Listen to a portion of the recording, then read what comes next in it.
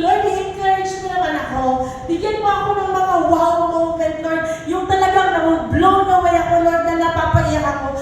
Binibigyan niya ako. Yun po ang nagiging dahilan ko para magkaroon ng fire at passion sa harapan ng kongregasyon. Dinadala ko po yun sa harapan ng kongregasyon. Kasi sabi ko sa Panginoon, hindi ako tatayo sa harapan ng tao, Lord, na hindi ako magpuproclaim with all your power and your might ng inyong salita. Gusto ko laging on fire kasi ang Panginoon hindi boring. Ang Panginoon malakas, hindi mahina. Ang Panginoon banal at karapat dapat sambahin. So hindi mo maibibigay ang mga bagay na dapat ibigay mo sa Panginoon if you are not on fire for the Lord. Amen? Walang mangyayari. Aantukin ang mga matamlay. We should be on fire for the Lord. Kaya kahit ng kapitbahay mo yung kausap mo, kailangan on fire ka. Kailangan, alam niyo ba yung pagkausap mo, nakakakilabot naman, ang ganda, yung mararamdaman na kausap mo yung apoy ng Panginoon. Amen? Huwag niyo pong hahayaan na ang kausap ninyo. Hindi ganun eh. Ang kailangan niya, wow! Ganyan ba talaga ang Panginoon? Kasi alam niyo po, marami namang nakakakilala sa Panginoon pero hindi talaga nila kilala ang Panginoon. Tama? Naiintindihan pa natin yan, di ba? Kailangan po kilala natin. So, He made Him who knew no sin to be sin for us that we might become the righteousness of God in Him. Ang ibig sabihin, kinailangan, sabi niya, He made Him, ginawa ng Ama na makasalanan ang anak at ang lahat ng ating kasalanan ay ipinataw sa Kanya upang tayo ay maging righteous. Kaya kapag tinanong po kayo ng pastor o ng preacher, sino ang righteous? Taas ang kamay! 3, 4, 5. Alam ko, pag 5 pa lang pala ang righteous. Ulitin natin, ha? He made Him who knew no sin to be sin for us. So, ginawa niyang makasalanan ng Panginoong Yesus para ang kasalanan natin ay mapunta sa Kanya para sa ating kaligtasan so that we might become the righteousness of God in Him. Ulitin ko, sino ang righteous? Tumaas. Sabay. Ulitin natin, ha?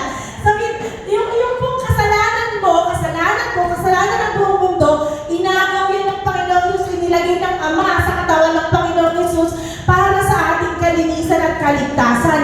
Ngayon, maaari na tayong tawagin righteous. Dahil hindi mabuti ka, kung hindi, iniligtas ka ng Panginoon. Sino ang righteous? Malakpak ka sa sinalaman sa Kanya. Ayun. Sa ikatlong ulit na maging righteous na lahat. So, righteous po tayo, pero tandaan, hindi may pagyayabang dahil ito ay kagandahang loob lamang na Panginoong Jesus. Amen? So, di ba sabi, He made Him who knew no sin to be sin. Ibig sabihin, ang walang kasalanan ay naging makasalanan para sa ating lahat. And what did the Lord said after? In John 19:28, after this, Jesus, knowing that all things were now accomplished, that the scripture might be fulfilled, said, I thirst. Nauuhaw ako. Nauuhaw siya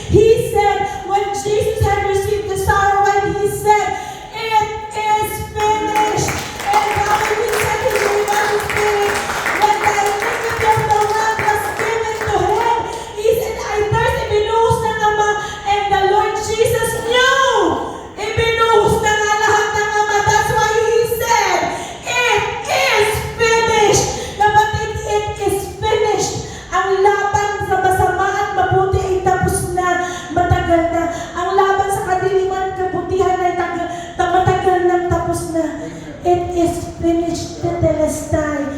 The work has been complete. Your sins have been paid in full. Ang lahat ng kasalanan mo ay malatay ng Panginoon. Now it's up to you para mamuhay ayon sa kabayaran na yun. For there is a cost. Merong kabayaran sa kaligtasan. Hindi tayo pwedeng mamuhay ayon sa laman o ayon sa ating kagustuhan. Kailangan mamuhay tayo ayon sa kalooban ng Ama. That is the cost. You are righteous, yes, but you have an obligation to follow the Lord and to subdue the flesh. Ang flesh kailangan, hindi ko yan gagawin, hindi katutuwa ng Ama yan, pinayaran na yan ng Ama, hindi na ako papayag, magpapaalipin pa ako sa kanan. Hindi. We have to subdue the flesh. Kailangan tayo ang master ng flesh natin. So when He said, it is finished, tapos na, He knew His mission was already accomplished. There's nothing more to do. Nagawa na niya, pinapagawa ng Ama, kung bakit siya pinadala sa lupa, pinanganak, nagpakasakit, namatay. It is already finished. That is why He said, Father, into your hands I commit my spirit. For the last time, His submission to the Father was very evident. For He knew that His mission has been done and complete and paid in full. At tayo, ang mga nakinabang sa mga oras para mag-isis. Si Yeshua, ang pasalamatan natin. Hindi namatay si Jesus, hindi siya pinatay. Inilatag niya ang kanyang buhay. Maraming pagkakataon, akala natin, dahil ba sa mga Roman soldiers na nagpako sa kanya, dahil ba sa mga nagdura sa kanya, dahil ba sa mga kay Caesar ba, kay Caiaphas ba, kay sa governor ba, kay Pilate ba, sila ba ang dahilan kung bakit namatay ang Panginoong Hesus? Hindi. Sino ang dahilan kung bakit namatay ang Panginoong Hesus? Ang Ama at ang Anak at ang Espiritu ay nagdesisyon to give His life, to give the Son's life, para tayo ay magkaroon ng kaligtasan. Ang lahat ng mga ginamit niya ay naging partakers lamang sa kanyang divine plan. Lahat yun ay ginamit lamang niya para mangyari ang kanyang kalooban. And the most wonderful thing is hindi natatapos doon ang kamangha-manghang gawa ng Panginoon. For when the Son gave up His last breath, the veil in the temple was torn in two. Nahati ang belo. Kung natatandaan natin ang belong ito, ay ang pagitan ng naghahati. Ito po ang naghahati sa Holy of Holies, doon sa inner court. Ang ibig sabihin, kung ito po ang inner court, ito po ang Holy of Holies, meron pong malaking veil dito, 60 feet high, 30 feet wide, 4 to 6 inches thick. Gaano kakapal ang 4 inches? So, ang 4 inches na kortina, hindi mo kayang lupitin. Tama? Kahit nahiwain mo, mahihirapan ka. Pero, noon pong namatay ang Panginoong Hesus, lumindol, nahati po ang veil, nahati po ang harang, nahati ang tabing. At simula noon, hindi mo na kinakailangan ng pari upang makalapit sa presensya ng Panginoon. Simula noon, pwede na nandun boldly, confidently, knowing that you have been made righteous. Yung righteousness na ipinasa sa iyo ng Panginoong Hesus, ang karga-karga mo sa pagpasok sa Holy of Holies, kaya hindi ka na mapapahamak sa harapan ng Ama. Kailangan mo na lang lumapit. Kailangan mo na lang i-exercise because the veil has been torn. Kagaya ng katawan ng Panginoong Hesus na napunit, nawasak, nagkagutay-gutay para sa ating kasalanan. Ang harap na inilagay ng Ama ay wala na ngayon dahil kay Yeshua na ating Diyos. God is indeed amazing. Ang sabi ng Panginoong Hesus, therefore, my Father loves me Jesus, I lay down my life that I may take it again. No one takes it from me, but I lay it down of myself. I have power to lay it down, and I have power to take it again. This command I have received from my Father. So hindi po siya pinatay, pinaslang. Ito po lahat ay ayon sa kanyang kalooban. Diba? Napakasarap na magkaroon ng Panginoon na servant. Kasi ang mga boss natin madalas, boss talaga. Pero po ang Panginoong Jesus, servant po siya. Bagamat siya ang hari. Ano po? In Matthew chapter 27, 50 to 53, thank you, Lord God.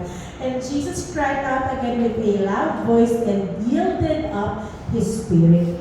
Then behold, the veil of the temple was torn in two from top to bottom. The earth quaked, lumindol, and the rocks were split, and the graves were opened, and many bodies of the saints who had fallen asleep were raised. And coming out of the graves after his resurrection, they went into the holy city and appeared to many. So, kasabay ng pag-torn ng veil, paglindol, nagbukasan ang mga libingan. At ang lahat ng mga namayapang na kay Jesus na sa Panginoon Jesus ay nabuhay na muli at umakyat sa kalangitan. Kasama ng Panginoon Jesus kung siya ay nag-resurrect. And that is what He's going to do again. Sa kanyang pagbabalik sa rapture of the church, He will break the graves open once again, and He will resurrect the dead. Ang mga taong namatay, ngunit nagtitiwala sa Panginoon ay muling mabubuhay. Pagdating ng Panginoong Jesus. It is His plan all along. We just need to trust in the power of Jesus Christ. Glory to God. Hallelujah. Exciting po ang Panginoon, hindi po ba? So, nung po siya ay nag-resurrect, isinama na po niya sa kalangitan ng lahat ng mga saints. Ang saints po ay ang mga taong nanampalataya at namuhay ng kalooban ng Panginoon. Hindi po ito yung mga saints na ginawang santo, tinalagang santo.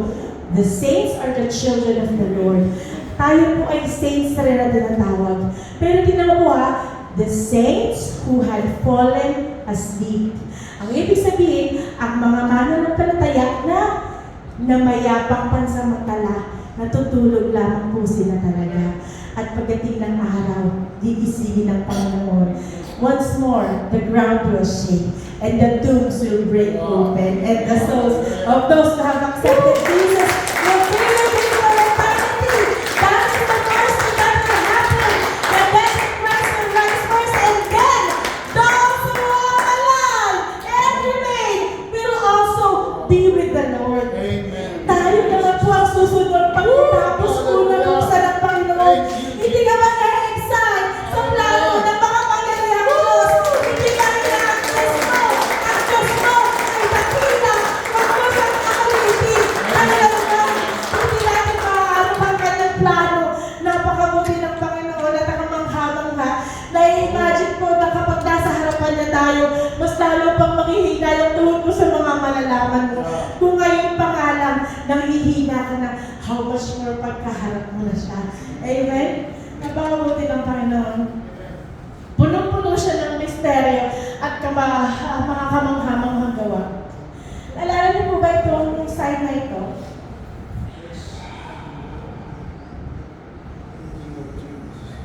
Alam na alam natin ito sa dating date kasi 4 letters to. Ano yung 4 letters? INRI. I-N-R-I. INRI. Ano po?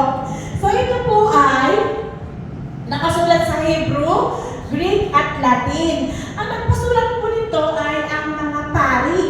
Tapos po, pinasulat po ito ni Pilate. Pero nagbago yung isip ng pari. Ang sabi niya, ay, wag na lang yan.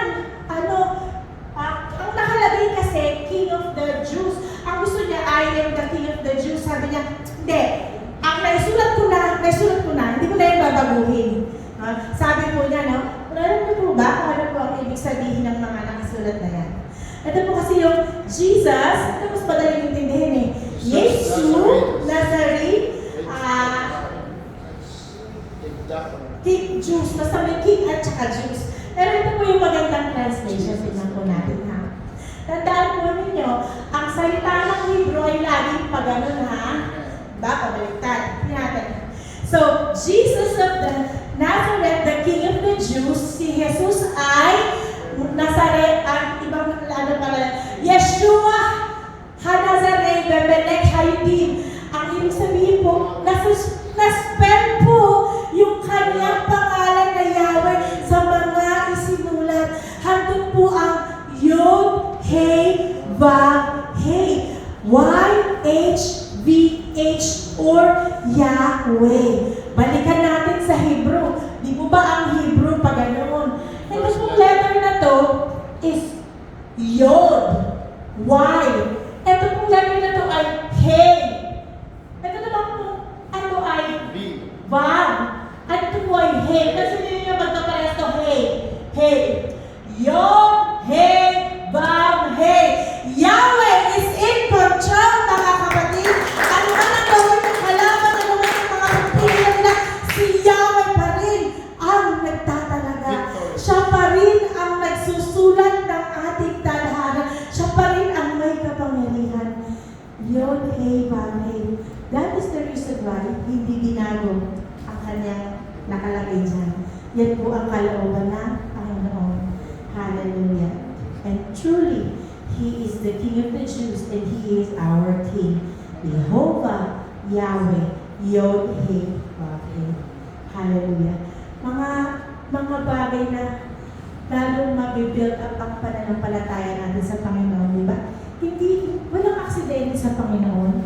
Kaya nga nakakalungkot na ang mga ganitong pagtitipon, mas marami na sa ilog ngayon eh. Mas marami na sa beach. Kahit mahal ang gasolina, nagpunta pa rin sa malayo. Nag-long weekend pa rin, di ba? Pero, ang mga naghahanap ng ganitong gathering, konti lang. Kaya nga po tinawag na remnant ng Panginoon. Konti lang po talaga ang naghahanap sa Kanya. Pero, kayo po ang makapagsasabi, sulit po ang pagpunta niyo, di ba? Wala kahapon. Hindi na tayo pinigyan ng sayang na panahon. Mula kahapon hanggang ngayon, pinupospos na tayo ng pagpapala at biyaya. At siya lamang po ang nararapat nating pagkanalan. Hallelujah.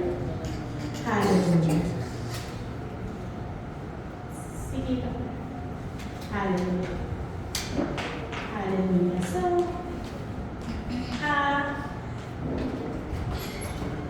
alam niyo po, madalas tatayo ako sa harapan ninyo. No? Tao lamang naman po ako eh. Madalas meron din po ako nararamdaman.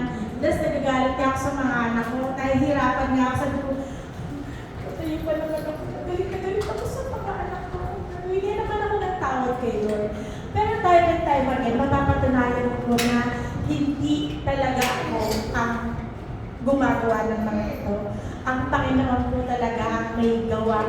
Talaga po kalooban po niya. Kaya wala talaga akong pwedeng ipagmalaki o sabihin na mula sa akin. Lahat po ng ito po talaga ay sa Panginoon talaga nanggaling. Ang lahat ng kanyang plano. Kaya nakakambol ako na hindi talaga po ibabait ako, i-bless ako ni Lord mamaya. Hindi. At dahil hindi ako naghahanap sa anak ko mamaya, ay anak ako ni Lord. Hindi po ganun ang takbo ng Panginoon. Si Lord po, ginagawa niya kung ano ang kalooban niya, kung ang nararapat. Ang tanging hiling ko lamang, huwag akong mawawala sa presensya ng Panginoon. Kasi yun po talaga ang mahalaga sa atin. Ano nga po bang kulay ang isinabit ang robe na isinabit sa Panginoon? Ano po kulay? Maroon. In other word? Red? Scarlet. Scarlet. Red din yun. Scarlet. Ano ba po? Sige pa. May narinig namin. Purple. purple. Very good. Diba sinabitan siya ng purple robe? Ano po? Sinabitan ng Panginoon ng purple robe. Hindi mo ba kayong dati nagtataka bakit purple naman ang napiling isabit ng mga lumalumabastaan at umalimos pa sa Panginoon? Ito po ang kulay ng templo. Red, blue, and purple. Nilagyan po ang Panginoon ng crown of thorns at nilagyan po siya ng purple thread. Ang pula po, ang Adam, the word Adam means red. Ano si Iso, pula ang balahibo. Iso, red hair po yan eh. Red symbolizes man. Blue symbolizes deity, being God, and holiness. Man and God. Purple, red plus blue equals purple. Because Jesus is both man and God at the same time. Wala ang kapangyarihan ng Panginoon without them, no way. Na ang Panginoon ay Diyos at tao. Akala nila, kinukutsa nila, pinaglalaroan nila. No, they were all walking according to the plan of the Lord. Hallelujah. Purihin natin ang Diyos na buhay.